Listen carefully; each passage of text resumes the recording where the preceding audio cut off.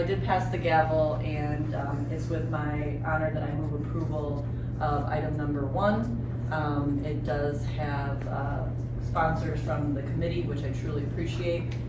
This is something where we can unite. This is a time in this city and state and country where we're pretty divided.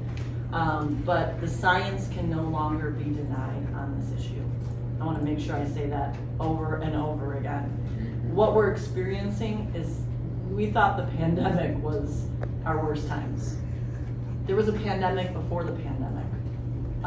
This is a pandemic that's been happening internationally for years. And I am so moved by the comments that were made today, but we have to all agree that the comments by the children that testified before us today should move us all into increased action. I think a few times I got a little emotional listening because it's so powerful, and I can't help but think of my own 4 and 7-year-old. My 7-year-old, who has actually asked me many times, and I have a hard time responding to it, about what happens to the polar bears, and you know, he's 7, when glaciers continue to melt. And what does that mean for flooding and temperatures rising? What does it mean when schools close because it's too hot or cold, or our city can't function? Think about this last year, how many times the city closed down because of the intense, very intense winter storms. They came faster than we ever imagined. So a lot of talking has gone on over the years, but now is the time for action. And that's what I really want everyone who's stuck through us through these last couple hours to hear. The city of Milwaukee is going to lead by example. We hope businesses follow. We hope other organizations, we hope our state follows. And this is about action.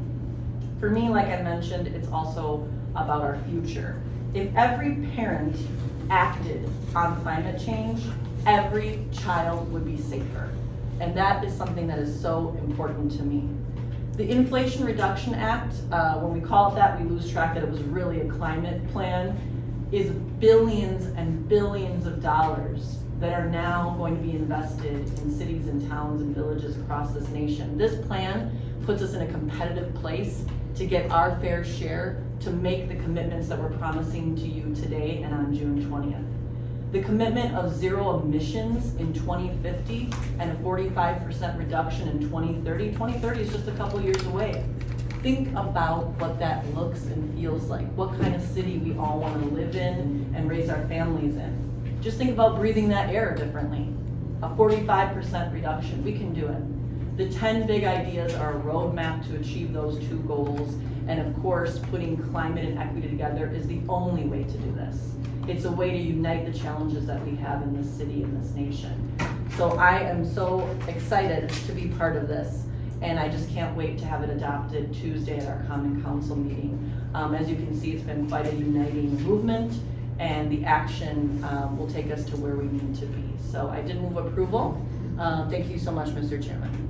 Thank you, Alderwoman. So with that, Alderwoman Dimitrievich has moved passage of the ordinance. Are there any objections? Then so ordered. It is passed. Thank you.